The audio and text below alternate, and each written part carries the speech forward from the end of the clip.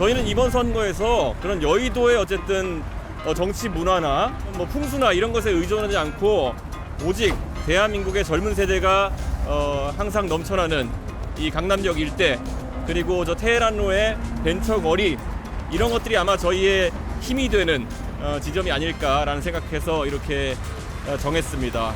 버스가 배차 간격이 20-30분씩 되는 버스들도 있습니다. 그 출퇴근하느라 지치신 마음을 저희 선거 사무실에서 저희가 뭐 귀찮게 해드릴 것도 아니고 선거 사무실에서 원래 선거법상 제공이 가능한 커피 한 잔이라도 하시고 갈 수 있는 공간을 이렇게 마련했다, 이렇게 보시면 될 것 같습니다. 가장 접근성이 좋은 곳에서 가장 많은 유권자를 만나겠다는 의미입니다.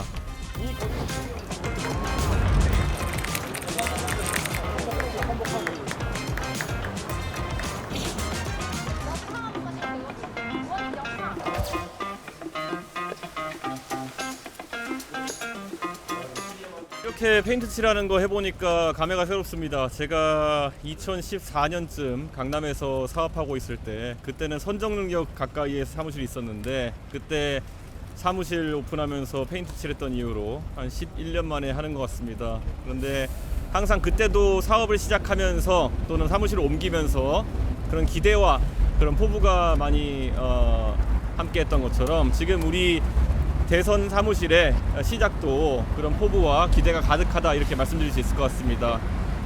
많은 분들이 왜 여의도나 광화문이 아니라 이런 강남 지역에 사무실을 오픈하느냐라고 물어주셨는데요. 저희가 회의를 해본 결과 대한민국에서 지금까지 대선 사무실들은 뭐 여의도의 언저리에 있는 사람들이 많이 오기 쉽도록 여의도에 자리하거나, 아니면 또 윤석열 대통령 같이 여러 가지 풍수나 이런 거 좋아하시는 분들은 광화문에 만드시는 경우가 다반사였는데, 저희는 이번 선거에서 그런 여의도의 어쨌든 정치 문화나 아니면 뭐 풍수나 이런 것에 의존하지 않고 오직 대한민국의 젊은 세대가 항상 넘쳐나는 이 강남역 일대, 그리고 저 테헤란로의 벤처거리, 이런 것들이 아마 저희의 힘이 되는 지점이 아닐까라는 생각해서 이렇게 정했습니다. 그리고 이 선거 캠프라는 것이 어떻게 꾸미냐에 따라 가지고 철학을 보여줄 수도 있는데요. 저희가 이렇게 페인트 칠부터 하나하나 기초부터 해나가겠다는 의지는 결국 이번 대통령 선거에서 정말 근본부터 바로 세우는 정치를 하겠다, 이런 이야기가 될 것 같습니다. 그래서 앞으로도 많은 관심 가져주시고요.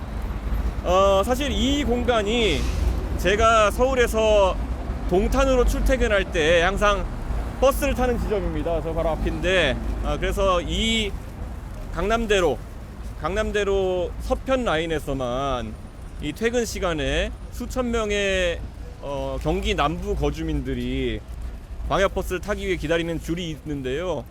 저희가 이 선거 사무실을 1층에 또 마련한 이유는 이 버스가 배차 간격이 20-30분씩 되는 버스들도 있습니다. 그러면은 그 출퇴근하느라 지치신 마음을 저희 선거 사무실에서 저희가 뭐 귀찮게 해드릴 것도 아니고 선거 사무실에서 원래 선거법상 제공이 가능한 커피 한 잔이라도 하시고 갈 수 있는 공간을 이렇게 마련했다, 이렇게 보시면 될 것 같습니다. 그래서 강남역을 통해 가지고, 신논현역을 통해 가지고 이렇게 경기 남부로 출퇴근하시는 많은 직장인 분들 언제든지 자유롭게 저희 선거 사무실에서 쉬었다 가셔도 좋습니다. 예. 질문 있습니다. 네. 오늘 오전에 강기정 씨가 MBC 라디오에 나와서 명태균 씨가 이준석 의원님에게 경선 당시 여론조사를 하루 전에 보냈다라는 증거 자료를 공개했는데, 이에 대한 입장은 어떠십니까? 그거는 벌써 한 3달 전에 저한테 뭐 어떤 분이 의혹을 제기해가지고 이미 답변했던 바입니다. 그리고 뭐 여기 언론인들 다 아시겠지만은 여의도 바닥에서 여론조사 조사 결과가 뭐 몇 시간 전에 이렇게 일찍 도는 것은 특별한 일이 아닙니다. 그것을 이용해가지고 뭐 제가 미리 공표를 한다든지 아니면 제 홍보 활동에 사용한다 하면은 그것은 문제이겠지만은, 법에도 그런 것을 규정하는 것은 없는 것으로 알고 있고, 실제로 과거에도 민주당에서도 정청래 의원 등이 여론조사 꽃이라는 기관의 자료를 사실상 먼저 공개하는 과정 같은 게 있었거든요. 그런데 오히려 그건 공표를 했으니까 약간 문제가 될 만한 상황이겠지만은, 저는 공표를 한 바도 없고 누가 보내주는 거를 받는 제 카톡함에 들어오는 게 문제라면은, 제가 뭐 이재명 대표한테 예를 들어 어떤 여론조사 결과를 보내고 그게 읽음 표시가 되면은 이재명 대표가 문제되는 거 아니지 않습니까? 그렇기 때문에 그런 부분은 어떤 부분이 문제가 되는지를 명확히 해야 되는데 단순히 그냥 가십성 보도로 소모되지 않길 바라고, 오늘 MBC 라디오에서 이런 정황이 공개된 것 같은데 그냥 냉정하게 말씀드리면 저 MBC에서도 일찍 받은 적이 있습니다. 네, MBC에 책임 있는 사람으로부터 일찍 받은 적이 있습니다. 그런데 그게 문제되는 행동이 아니기 때문에 MBC 쪽에서도 그렇게 했을 것이고, 뭐 어떤 걸 지적하고 하는지가 명확하지 않습니다. 예. 저녁에 유튜브 프레스 18 나와서 말씀하신 거는 여론 결과 보고 말씀하신 게 맞습니다. 내일 7시에 굉장히 뭐 긍정적인 결과가 있을 것이라는 사실 언지를 받은 것이고, 근데 제가 거기서 그것이 여론조사라는 얘기도 하지 않았고 내용에 대한 공개도 전혀 하지 않은 것은 제가 오히려 법조항이라는 걸 너무 잘 알기 때문에, 정치를 오래 했기 때문에 저는 문제되는 행동을 하지 않습니다. 그런 데서. 예. 그리고 지금 여론조사 이런 것에 대해 가지고 뭐 다른 분들에 대해서 누가 돈을 댔느니 아니면은 뭐 의뢰해가지고 어떻게 됐니 이런 건데, 이거는 아시겠지만 공표조사이기 때문에 제가 의뢰할 수도 없고 제가 뭐 돈을 댈 수도 없는 조사이기 때문에, 그런 지금 문제가 되는 다른 여론조사와 아무 관계가 없이 결과를 일찍 저에게 뭐 어떤 사람이 전달했다 이런 것은 애초에 여의도에 계신 언론인들이면은 애초에 문제가 안 되는 상황을 다 아실 겁니다. 명태균 씨한테 받은 거는 맞나요? 그거는 뭐 제가 지금 시점에 제가 항상 얘기한 것처럼 명태균 씨와 저와의 카톡이, 이게 그 카카오톡에 톡서랍이라는 기능이 용량 제한이 있어가지고 옮겨져 있기 때문에 제가 확인할 수 있는 사항이 아닙니다. 제가 그 남아져 있는 대화들에 대해서는 제가 항상 확인해드리고 있는데요. 이것도 한 3달 전, 4달 전에 얘기했을 때 제가 그걸 확인하려고 했는데 그 내용이 없습니다. 지금 저한테. 공약 발표하십니까? 아니면 또 조만간에 지방 일정 있으실까요? 지방 일정은 제가 이제 TK 지역을 또 자주 방문하게 됐기 때문에요. 또 저희가 시간을 최대한 잘게 쓰고 있는 상황이기 때문에 빠르면 내일 아침에 또 TK 지역으로 가서 이렇게 일정을 할 계획이 지금 잡히고 있고요. 공약 같은 경우에는 지금 각 당의 경선 과정이 진행되는 상황 속에서 국민들이 정책에 대한 관심도가 제일 높아졌을 때를 저희가 잡아서 그때 아마 이야기를 할 것 같습니다. 저희가 준비된 공약들이 꽤 있습니다. 네. 그 야당자 전 원내대표가 예. 당 탈당하고 국민의 입당하고 대통령도 출마한다고 하는데 어떻게 보세요? 지금 뭐 개혁신당에서 이 대통령 선거 경선을 하겠다고 했을 때 거기에 참여하지 않으실 때부터 어느 정도 계획이 있었던 거 아닌가라는 생각을 하게 됩니다. 그리고 뭐 양현자 원내대표가 지금까지 당을 위해서 하신 일도 많고 하기 때문에 어제 안 그래도 전화가 오셔가지고 본인이 이렇게 말씀하셨습니다. 저는 국민의힘에 가서 대통령 선거 후보로 입후보하겠습니다. 그런데 내란 세력과는 함께하지 않을 생각입니다라고 저는 말씀하셨어요. 그래서 그게 무슨 의미인지는 제가 잘 모르겠지만은 어쨌든 그렇게 해서 서로 좋게 항상 지금까지 기억을 가지고 정치하자 이렇게 얘기하셨습니다. 여기 강남이 특히 청년층 여론 가지고 높은 지역인데 강남 중심으로 어떤 대선이나 홍보 캠페인 진행? 저는 지금까지 대선 캠프라는 것에 일반 유권자가 접근할 수 있다는 생각을 많이 안 했을 겁니다. 우선 국회의사당 인근에 우리가 잘 아는 뭐 한양빌딩, 대합빌딩 이런 공간이 일반적인 유권자가 들어가기엔 굉장히 위압적인 공간인 것은 아실 겁니다. 가면 거기에 경찰들이 막 지키고 있기도 하고 그렇기 때문에. 그런데 저희 캠프는 사실 강남역에 저희가 오픈한다는 것은 가장 접근성이 좋은 곳에서 가장 많은 유권자를 만나겠다는 의미입니다. 이 거리를 제가 알기로 하루에 지나다니시는 분이 최소 7만 명 이상이고, 여기서 아까 말한 것처럼 경기 남부 지역으로 출퇴근하시는 분이 수천 명이 우선 아침 저녁에 버스를 탑승하십니다. 그리고 잘 아시는 것처럼 강남역 중앙차로, 신논현역 중앙차로 버스 정류장 같은 경우에는 그보다 많은 인원들이 버스 승하차를 하고요. 그래서 아마 여기 건물의 외벽 현수막도 저희가 이제 하루 이틀 내로 걸게 될 것 같은데요.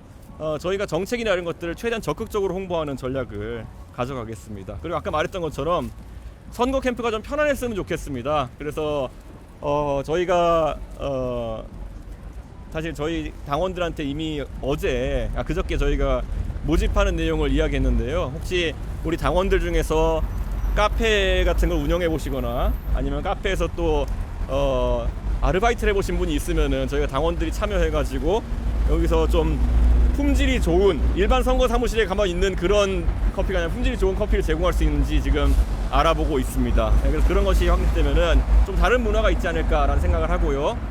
뭐 최대한 편안한 분위기를 만들겠습니다. 네. 또 혹시 질문?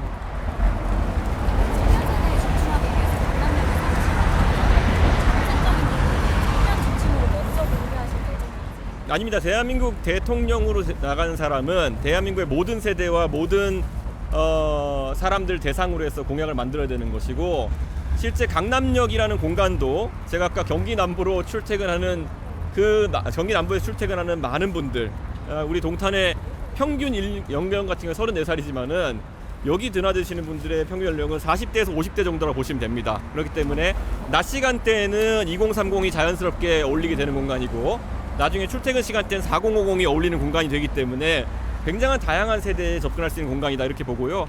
정책 공약 같은 경우에도 그런 부분을 주로 다룰 것이다. 제가 동탄에 선거 나갔을 때도 그래서 출퇴근 관련한 공약이라든지 아니면 아이를 키우는데 필요한 공약이라든지 이런 것들이 많았거든요. 저는 사실 제가 정치하면서 이 경기 남부에 진짜 지금 아이를 키우면서 살아가는 그런 세대에게 가장 많은 정책 수요가 있다라고 생각합니다. 그렇기 때문에 그런 분들의 의견도 저희가 여기서 주시는 게 있으면 잘 받아가지고 공약 만들어내도록 하겠습니다. 대표님도 지역 행보 안 하실 때는 좀 여기 의원님도 계실 건가요? 사실상 제가 지난번에 어제 대구 갈 때도 고속버스를 타고 이동했습니다. 그게 지금까지 대선 캠프 뭐 취재해 보시면 아시겠지만은 굉장히 거창한 행렬이나 이런 것들을 꾸려가는 경우도 있고 한데, 사실 여기서 9호선으로 급행한정거장이면은 고속버스 터미널입니다. 그렇기 때문에 아마 고속버스 터미널 같은 것을 잘 활용하고 귀환하면 아마 또 여기 선거 사무실에 와서 또 유권자들 만나고 이러지 않을까 생각합니다. 예. TK 대구 갔다 오셨는데 혹시 현장 분위기 좀 어떠셨어요? 직접? 대구 경북 같은 경우에는 윤석열 대통령과 그 주변에 지금까지 유권자를 속여왔던 사람들에 대한 배신감이 어느 정도 자리하고 있는 것 같다라는 인상을 받았습니다. 그런데 단순히 그 실망감을 토로하는 것을 넘어가지고 이제는 어떻게 정치가 바뀌어야 될까에 대한 고민을 하고 계신 것 같습니다. 굳이 말하자면요, TK가 매우 정적인 그런 정치 공간으로 보이지만은 한편으로는 오히려 박근혜 정부가 한창이던 시절에 변화를 추구하면서 김부겸 총리 같은 분을 의원으로 만들었던 적도 있는 공간이고요. 그 전에 90년대로 돌아가 보면은 자민련을 한번 돌풍을 통해 가지고 주류 정당을 만들었던 적도 있던 그런 공간입니다. 그래서 제가 대구 주민들에게 항상 얘기했던 것이, 이제 다시 한번 거대한 정치적 실험을 해볼 시간이 왔다라는 말씀입니다. 그리고 제가 공교롭게도 이 날짜가 일치하는 것을 하나 우리 지지자가 보내주셔가지고 어제 소개했는데요. 제가 2021년에 국민의힘 전당대회에서 이제 돌풍을 일으키면서 중앙정치에 많은 관심 받았는데요. 그때 제가 내세웠던 메시지가 뭐냐면은 탄핵의 강을 건너자는 거였습니다. 그래서 2021년 대구에 있었던 전당대회 연설에서 제가 탄핵의 강을 넘자는 얘기 했는데요. 누가 보내줘서 저도 알았어요. 공교롭게 그 날짜가 2021년 6월 3일 대구의 엑스코 컨벤션 센터에서 했던 거거든요. 잘 아시는 것처럼 이번 대통령 선거가 2025년 6월 3일입니다. 제가 항상 묘사하는 보수 정치에서의 찰나와도 같은 그런 개혁적이고 젊은 세대가 주도하는 봄이 왔던 것이 2021년 6월 3일에 시작됐던 것처럼 대한민국에도 그런 봄이 시작되는 날이 2025년 6월 3일이 될 것이다. 저는 그렇게 확실합니다. 그리고 오늘은 공교롭게도 제가 동탄에서 국회의원 선거에 당선된 지가 딱 1년 되는 날입니다. 그렇기 때문에 이 동탄으로 가는 광역버스가 출발하는 이 신논현역, 강남역 사이에서 제가 선거 사무실을 여러분에게 공개하는 것도 전혀 뭐 의도한 건 아니지만은 좋은 의미의 날짜가 아닐까 그렇게 생각합니다. 예. 국민의힘에서 후보들 난립하고 있는데 이거에 대해서 어떻게 생각하세요? 우선 국민의힘에 뭐 제가 당대표까지 지냈기 때문에 저랑 워낙 친분이 있는 분들이 많고, 뭐 어제도 이정현 대표 같은 분이 사실 또 선거 출마하시면서 저와도 토론해보고 싶다 이런 제안도 해주시고 했는데요.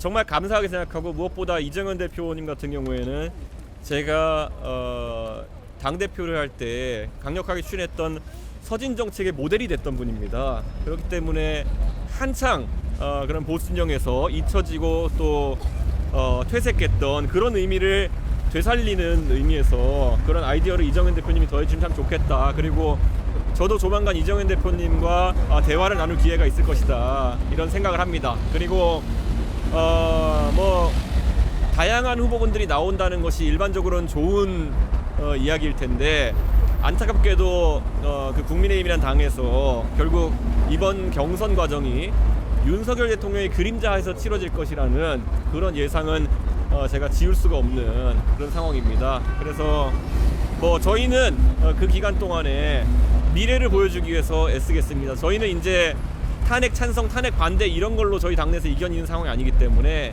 저희는 국민의힘에서는 탄핵 찬반 그리고 민주당에서는 친명 비명 이런 구도로 과거를 얘기할 때 저희는 미래와 과거를 선명하게 가르는 그런 미래지향적인 정치를 하겠다 이런 말씀드리고요. 결국 대한민국에 있어서 비정상의 정상화가 어느 때보다 중요한 것 같다 그런 생각입니다. 그래서 그 방향으로 정책 만들어서 발표하도록 하겠습니다. 네. 저 국민의힘에서 네. 탄핵 국면 이후에 예. 청년 남성들이 집회도 나오고 해서 우리도 청년에 대해서 좀 경쟁력이 생겼다, 청년을 지지하는 이런 시각들이 있는 것 같은데 이런 거에 대해서 지금 그 사실 여론조사에서 ARS 기반 여론조사에서 뭐 윤석열 대통령에 대한 지지율이 일시적으로 호남에서 뭐 40%를 돌파하고 이런 결과들이 나와가지고 그 의미를 놓고 해석이 분분했는데 저는 일관되게 그것은 ARS 여론조사가 가진 취약점에 가깝다라고 얘기한 바가 있습니다. 그렇기 때문에 적어도 저도 젊은 세대와 많이 교류하는 정치인이지만은 2030에서 특별하게 윤석열 대통령에 대한 지지세가 높아졌다는 인상은 받기 어려웠습니다. 오히려 계엄 이후에 굉장히 부정적인 기류가 만연했는데 너무 그런 ARS 여론조사의 수치적인 부분 때문에 그런 잘못된 판단을 좀 국민의힘 정치인들이 하지 않았나 이런 생각을 하고요. 다만 우리가 봐야 될 것은 그럼에도 불구하고 면접조사 등에서 드러나는 바로는 2030 세대 같은 경우에는 본인의 미래에 대해 가지고 굉장히 진지한 고민을 하기 때문에 최근에 이재명 대표가 자신감을 드러내면서 보이는 뭐 젠비디아라든지 이런 좀 상식에 맞지 않는 공약이나 미래 비전에 대해서도 상당한 우려를 갖고 있는 것 같다 이런 생각을 합니다. 굳이 말씀드리자면 이런 겁니다. 이재명 대표가 지금 젠비디아 논란 같은 거로 고집을 부리고 있는데 당장 어제 그제 이렇게 해가지고 오늘은 또 회복이 큰 폭으로 됐습니다만은 해외 주식에 투자하시던 분들이 아주 큰 변동성 때문에 마음을 졸였던 그런 시간이 있었습니다. 그런데 과연 그런 테크 자이언트를 통해 가지고 국부펀드를 이렇게 고위험 자산에 투자하겠다는 이재명 대표의 생각이라는 것이 과연 국가를 안정적으로 운영하겠다는 사람의 생각일 수가 있겠느냐. 그거야말로 본인의 기본 시리즈에 대한 재원 조달 방안을 마련해 달라고 하니까 아무 말 대잔치나 하는 것이 아니냐. 그래서 젠비디아는 이재명식 대왕고래다 이렇게 말씀드릴 수밖에 없습니다. 그래서 저는 이런 식의 로또식 국가 운영을 하는 지도자를 한 명 떠나보내고 그 자리에 이제 또 다른 로또식 국가 경영하겠다는 지도자를 들이면은 대한민국의 미래는 없을 것이다. 저는 그런 생각합니다. 그래서 이재명 대표가 사실 그제 어제 마음이 굉장히 쫄깃쫄깃했을 겁니다. 젠비디아 얘기했는데 이런 식으로 나스닥 주식이 들쭉날쭉하는 걸 보면서 빨리 그런 말도 안 되는 공약 아이디어는 철회하기를 저는 기대합니다. 네, 여기까지 하겠습니다. 감사합니다. 네, 감사합니다. 네, 감사합니다. 네. 네, 악수 한번 아이고 해주세요. 선생님,